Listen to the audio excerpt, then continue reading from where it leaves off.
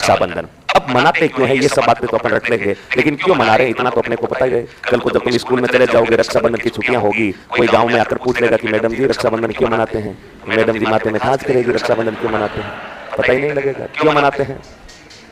और इधर मेड में भी तो बताएंगे, मैडम क्या आपको भी तो पूछ लेंगे कि रक्षाबंधन मनाते क्यों है। आप कहोगे कि 4 दिन की रक्षाबंधन की छुट्टियां हैं। कोई बच्चे ने पूछ लिया स्कूल के अंदर कि सर रक्षाबंधन क्यों मनाते हैं, तो गूगल पर बोलोगे रक्षाबंधन क्यों मनाते हैं, रक्षाबंधन क्यों मनाते हैं। देखो रक्षाबंधन को लेकर अलग अलग कई मान्यताएं हैं, लेकिन ज्यादा जो प्रचलित मान्यता है, या मान लीजिए आप आरएस मेंस में पूछ ले क्यों मनाया जाता है, क्योंकि मेंस में तो यही बातें पूछेंगे, बाकी कोई तुमसे नहीं पूछेगा, तो आप सिंपल सा बताएंगे कि माता लक्ष्मी और राजा बलि की कहानी से संबंध है रक्षाबंधन का। माता लक्ष्मी और राजा बलि। राजा बलि के बारे में आप सबने सुना होगा, बहुत ताकतवर राजा था राजा बलि। राजा बलि ने पूरी धरती को जीत लिया था, पूरे आसमान को जीत लिया था। धरती और आसमान दोनों राजा बलि के नियंत्रण में था। राजा बलि ने जब पूरी धरती और आसमान को जीत लिया, तो उसके बाद एक दिन राजा बलि फ्री बैठा था, और फ्री बैठा बैठा सोच रहा था कि क्या करें यार, पूरी धरती अपना, पूरा अंबर अपना, ऐसा करते हैं स्वर्ग लोक पर हमला करते हैं और स्वर्ग लोक पर अधिकार करते हैं, वहां परियां परियां होंगी। इस टाइप का ख्वाब किसके दिमाग में आ रहा है, राजा बलि। और राजा बलि ने स्वर्ग लोक पर आक्रमण की पूरी प्लानिंग तैयार कर ली।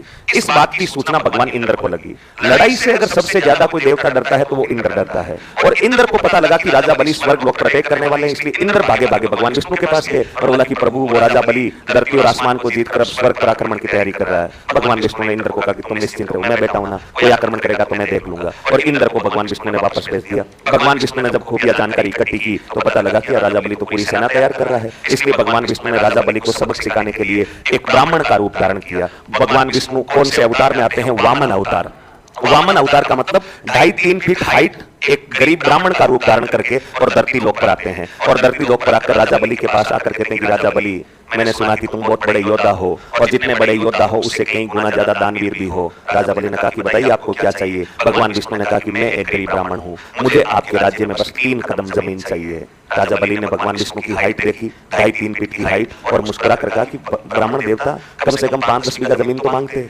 3 कदम जमीन, एक तो आपकी हाइट बहुत ज्यादा है, 3 बीघा जमीन में तो 30-60 का प्लॉट भी नहीं आएगा, और कैसे तुम्हारा जीवन चलेगा। राजा भगवान विष्णु ने कहा कि नहीं, मैं बहुत संतोषी ब्राह्मण हूँ, 3 कदम जमीन के अंदर मेरा जीवन बिता लूंगा, आप तो बस अनुमति दें कि आपके राज्य में से मुझे 3 कदम जमीन मिल जाए। राजा बलि एटीट्यूड में था और उसने कहा कि पूरा राज्य अपना है, धरती पूरी अपनी है, आसमान अपना है, जहां तुम्हें अच्छा लगे वहां 3 कदम जमीन ले लो। और भगवान विष्णु जो कि वामन अवतार में थे, ब्राह्मण के रूप में थे, उन्होंने पहले कदम में पूरी धरती को नाप लिया, दूसरे कदम में पूरे आसमान को नाप लिया, यानी 2 कदमों में राजा बलि का पूरा राज्य समाप्त हो गया, तीसरा कदम अभी भी बाकी है। और भगवान विष्णु ने कहा कि राजा बलि 2 कदमों में तुम्हारी धरती और आसमान तो गई, तीसरा कदम कहाँ रखूं। राजा बलि गुस्से में था, उन्होंने कहा मेरे माथे पर रख दो, और तो कहाँ रखोगे, धरती 1 कदम में ले ली, दूसरे में आसमान ले लिया, तो तीसरा मेरे माथे पर रख दो। और भगवान विष्णु ने गुस्से में वो कदम राजा बलि के माथे पर रख दिया, और जैसे ही माथे पर रखा, भगवान का वजन राजा बलि कैसे सहन कर सकता था, और राजा बलि भगवान विष्णु के पैर रखने से यूं दबता हुआ नीचे पाताल लोक में शिफ्ट हो जाता है। भगवान विष्णु वापस अपने नॉर्मल रूप में आते हैं और नीचे पाताल लोक में जाकर राजा बलि से मिलते हैं और कहते हैं कि बलि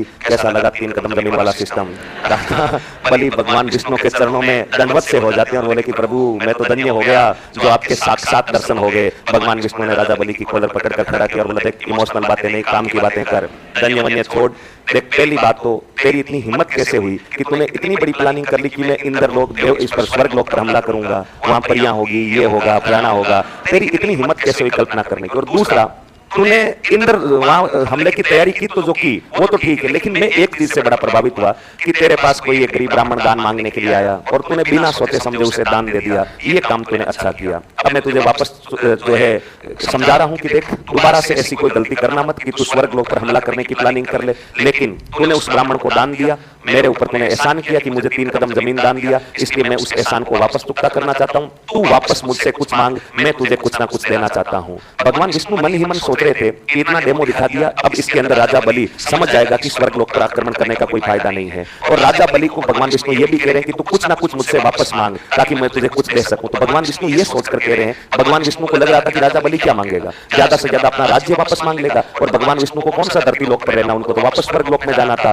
तो भगवान विष्णु को लग रहा था कि राजा बलि वापस राज्य मांगेगा तो मैं इसको राज्य दे दूंगा, मेरा एहसान भी चुकता कर दूंगा और इसको सबक सिखा करके मैं मेरा वापस मूल स्थान पर चला जाऊंगा। लेकिन राजा बलि आपकी तरह बहुत तेज दिमाग का बंदा था, और उसने पहले तो इमोशनल करते हुए कहा कि नहीं नहीं भगवान मुझे कुछ नहीं चाहिए। भगवान विष्णु ने गुस्सा किया, बोला नहीं तुझे मांग कुछ ना कुछ मांगना पड़ेगा, मैं किसी का एहसान नहीं रख सकता, तूने मुझे 3 कदम जमीन दी थी, तुम मुझसे वापस मांग। और राजा बलि ने कहा कि देखो प्रभु मैं मांग तो लूंगा लेकिन तुम मुझे दे तो दोगे क्या? भगवान विष्णु ने कहा कि मैं भगवान विष्णु इस सृष्टि का रचयिता, जो मांगेगा वो मिलेगा। और भगवान विष्णु ने जब ये बात कही तो राजा बलि ने कहा कि ठीक है, जब तुम इतनी जिद कर रही हो तो मुझे वचन दो कि आज के बाद तुम मुझे छोड़कर पाताल लोक से वापस कहीं नहीं जाओगे। दोनों भाई भाई यहीं पाताल लोक में रहेंगे, यहीं अपने कोई पीजी वीजी में रह लेंगे, आराम से तैयारी करेंगे, अभी 3rd ग्रेड का एग्जाम होने में भी देरी है, तब तक दोनों पाताल लोक में रहेंगे। भगवान विष्णु ने कहा कि नहीं नहीं ये नहीं हो सकता। राजा बलि ने कहा कि नहीं, अब तुमने कहा था, तुम मुझसे प्रॉमिस कर लिया है, तो तुम मुझे पाताल लोक छोड़कर कहीं नहीं जा सकते। भगवान विष्णु वचनों में बंधे हुए थे, इसलिए राजा बलि के साथ कौन से लोक में शिफ्ट हो गए? पाताल लोक।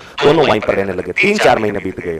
उधर स्वर्ग लोक में सारे देवता परेशान है, चारों तरफ ढूंढ लिया लेकिन भगवान विष्णु कहीं पर नहीं मिल रहे हैं। और सबसे ज्यादा परेशान है माता लक्ष्मी जी। उनको लग रहा था कि आखिर बंदा गया कहाँ?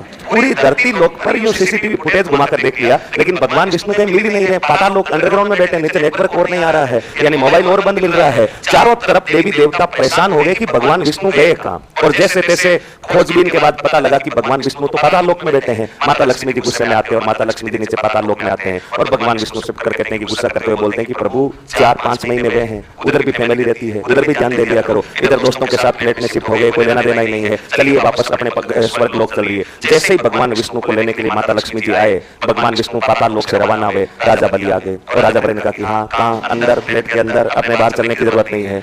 माता लक्ष्मी जी अचानक चौंके, बोला ये कौन? राजा बलि ने कहा कि मैं समझाता हूँ माता जी, मैं राजा बलि हूँ, मेरे और भगवान विष्णु के बीच में एग्रीमेंट हो रखा है कि ये मुझे छोड़कर अब कहीं नहीं जा सकते, हम दोनों अब जीवन भर पाताल लोक में रहेंगे। पूरी कहानी राजा बलि ने बताई तो माता लक्ष्मी जी ने कहा कि नहीं ऐसा नहीं हो सकता, भगवान विष्णु को भेजना होगा, उधर स्वर्ग लोक में रहेंगे, यहाँ नहीं रहेंगे। राजा बलि साफ तौर पर इनकार कर देता है, बोला कि नहीं ये वचनों में बंधे हुए हैं और वचन ये तोड़ नहीं सकते, इनको पाताल लोक में रहना होगा। जब पूरी कहानी लक्ष्मी जी को समझ में आ गई तो लक्ष्मी जी ने कहा कि ठीक है, वचन नहीं तोड़ सकते तो देखेंगे। और माता लक्ष्मी जी वापस पाताल लोक से स्वर्ग लोक आ जाते हैं। स्वर्ग लोक आने के बाद माता लक्ष्मी ने एक साधारण महिला का वेश धारण किया और साधारण महिला का वेश धारण करके वापस पाताल लोक पहुंचती है और पाताल लोक जाकर इमोशनल होकर राजा बलि के सामने कहती है कि राजा बलि मैं एक साधारण महिला हूँ, गांव गुवाड़ी के लोग मुझे परेशान करते हैं, मेरा कोई भाई नहीं है और आपकी कलाई पर मैं राखी बांधकर आपको अपना भाई बनाना चाहती हूँ और मैं आपसे 1-2 वचन लेना चाहती हूँ। राजा बलि एटीट्यूड में तो था ही, उसने तुरंत अपना हाथ आगे बढ़ा दिया, बोला कि लो बांधो, तुम्हें कौन परेशान कर रहा है? राजा बलि के होते हुए अपनी बहना को कोई परेशान कर सकता है? और राजा बलि ने जैसे आगे हाथ बढ़ाया, माता लक्ष्मी जी ने राजा बलि की हाथ पर एक धागा बांध दिया, एक राखी बांध दी। और राखी बांधने के बाद राजा बलि ने कहा कि बता बहना तुझे क्या वचन चाहिए?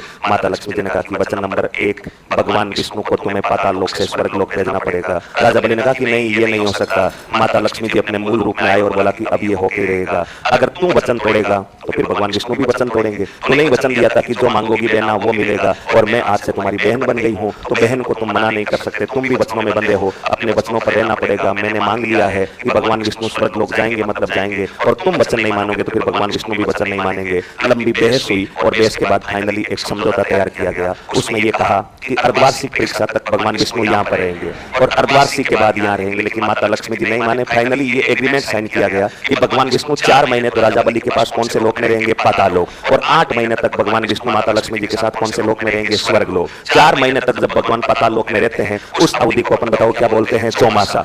देव शैनी एकादशी के दिन भगवान विष्णु की फ्लाइट होती है और देव उठने को वापस भगवान विष्णु आ जाते हैं और 8 महीने तक भगवान विष्णु स्वर्ग लोक में रहते हैं। तो वो तो हो गई चौमासे वाली बात। और पहली बार माता लक्ष्मी जी ने राजा बलि के हाथ पर राखी बांधकर अपने भाई से वचन मांगा था और उसी राखी बांधने वाली घटना को आधार बनाकर हिंदू धर्म में भाई बहन का एक त्योहार शुरू किया गया था जिसका नाम क्या था? रक्षाबंधन। और इस दिन जिस प्रकार से राजा बलि ने माता लक्ष्मी जी को वचन दिया था उसी प्रकार से भाई भी अपनी बहन को रक्षा का क्या देता है? वचन। इसलिए इस पूर्णिमा का नाम क्या हो गया? वचन पूर्णिमा। भाई बहन एक दूसरे से झूठ नहीं बोलते, इसलिए इसको क्या बोलते हैं? सत्य पूर्णिमा। और बहन अपने भाई की कलाई पर धागा बांधते हुए अपने भाई को नारियल भेंट करती है। हालांकि वर्तमान में बहनें आपके डेयरी मिल्क, कैडबरी, चॉकलेट वगैरह खिला रही है, लेकिन आपने प्राचीन समय में अपनी बुआ जी, पापा जी की कलाई पर राखी बांधते हुए देखा होगा कि जो बहनें आती है वो अपने भाई को राखी बांधने के बाद क्या भेंट करती है? नारियल। नारियल भेंट करने के कारण पूर्णिमा का नाम क्या हो गया? नारियल।